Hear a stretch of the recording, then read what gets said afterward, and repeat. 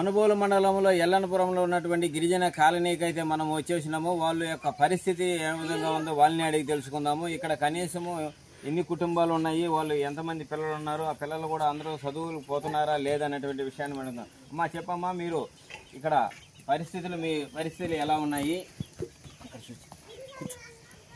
ఇక్కడ పరిస్థితులు వాన మొత్తం ఇండ్లన్నీ పగిలిపోండి సార్. ఇండ్లన్నీ పగిలిపోండి.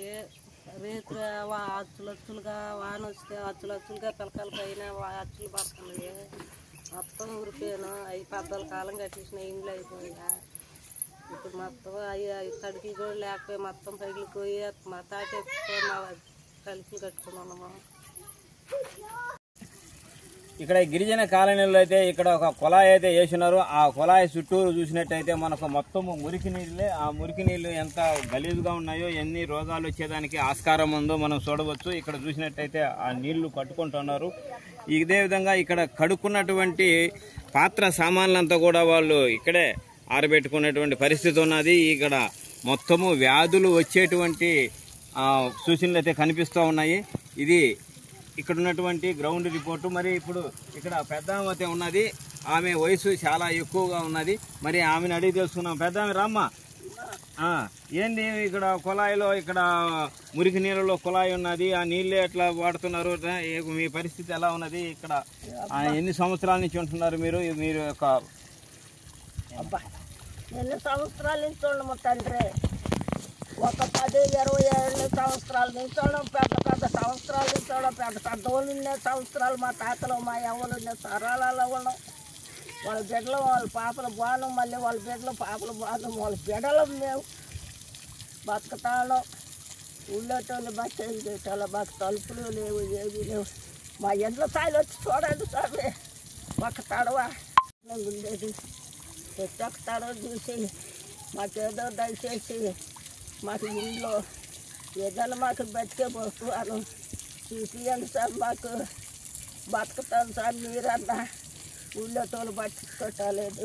ఇక్కడ మీకు జగనన్న కాలనీ కనిపిస్తున్నాయి. ఇవి మీయేనా? అయ్యా జగనీ కాలనీ. అవి జగనీళ్ళు కట్టినాడా వాళ్ళకి కట్టే మా చోట్లలో సార్. ఇవన్నీ మా చోట్లలో కట్టేసినాడు. వాళ్ళకి కడితే పట్ల వాళ్ళకి పడల వాళ్ళ చోట్లలో కట్టినారు. వీళ్ళు వాళ్ళు ఊరుకుంటారా వాళ్ళ చోట్ల అవి పైన అయ్యి అని వాళ్ళు వీళ్ళు అడిగే కలిపి ముగిచేసారు జగన్. అప్పటికేళ్ళ నుంచి ఆ ఇంట్లో అట్నే నిలబడిపోయినాయి. మేమేమో ఇట్నే ఉన్నాం. మేము చేస్తాం సార్. అదే ఇద్దని అనుకుంటాం. మా ఇళ్ళ సాయి చూసాను దయచేస్తారు అనుకుంటే ఏ లాభాల. ఎన్ని కుటుంబాలు ఉన్నాయమ్మా ఇక్కడ? 14 కుటుంబాలు. కనీసము ఇల్లు కూడా సరిగా లేదు. ఉన్నటువంటి ఇల్లులన్నీ కూడా బాగా పాడైపోయినాయి. ఎప్పుడు పడిపోతాయో తెలియనటువంటి పరిస్థితుల్లో ఉన్నాయి. ఆ ఇల్లు ఎప్పుడు కూలినా ప్రాణ నష్టం అయితే జరిగేటువంటి పరిస్థితి ఉన్నది. ఇక్కడ ఏ చిన్నపాటి వర్షం వచ్చినప్పటికీ కూడా ఆ ఇళ్ళన్నీ కూడా వరుస్తూ ఉన్నాయని చెప్పి ఇక్కడ ఉన్నటువంటి వాళ్ళందరూ కూడా భయభ్రాంతులకు గురై ఉన్నారు. ఇప్పుడు అసలు వాళ్ళని అడిగి తెలుసుకున్నాము. ఇక్కడ వాళ్ళ పరిస్థితి చూడండి. ఇక్కడ ఏ ఇంటికి కూడా ఒక తలుపు కూడా లేదు.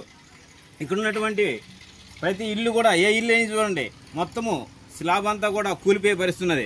ఇవి ఇప్పుడు కట్టినటువంటి ఇల్లు కాదు. 1975లో ఇందిరాగాంధీ కాలంలో ఉన్నటువంటి అప్పుడు కట్టినటువంటి ఇల్లులాగా కనిపిస్తున్నాయి మనకు. ఇక్కడ చూడండి, ఏ ఇల్లు చూసినా ఇట్లానే ఉన్నది. మనం చూసుకుంటున్నట్టయితే రండి, ఇప్పుడు మనం మిగతా ఇల్లు కూడా చూద్దాం. ఇక్కడ చూసినట్టయితే ప్రతి ఇల్లు కూడా బాగా శిథిలం అయిపోయి ఉన్నది. ఇక్కడ చూడండి, ప్రతి ఇంటికి కూడా తలుపులు లేక వాళ్ళు తాటేకులతోనూ వీటితోనూ తలుపులు పెట్టుకున్నటువంటి పరిస్థితి ఉన్నది. కేంద్ర రాష్ట్ర ప్రభుత్వాలు గిరిజన ప్రాంతాలను అభివృద్ధి చేసేందుకు ప్రత్యేక శ్రద్ధ తీసుకుంటున్నామని స్వాతంత్ర్యం వచ్చిన నాటి నుండి వారి నోట వింటున్న మాటే. కానీ ఆచరణలో అది పూర్తి స్థాయిలో జరగడం లేదనేది వాస్తవం. ఈ దృశ్యాలు చూస్తుంటేనే మనకు అర్థమవుతుంది.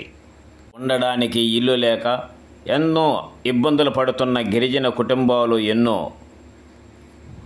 ఎక్కాడితే గాని డొక్క నిన్నని ఆ నిరుపేదలపై కేంద్ర రాష్ట్ర ప్రభుత్వాలు ప్రత్యేక దృష్టి పెట్టి గిరిజన ప్రాంతాలను అభివృద్ధి చేసి వారి చదువులకి ప్రత్యేక నిధులు కేటాయించాలని ప్రతి జిల్లాలో గిరిజన అభివృద్ధి సంస్థలు ఏర్పాటు చేసి నిధులు కేటాయిస్తున్నారు. ఆ నిధులు ఈ గిరిజనులకు అందనే ద్రాక్షలాగా ఉన్నాయి.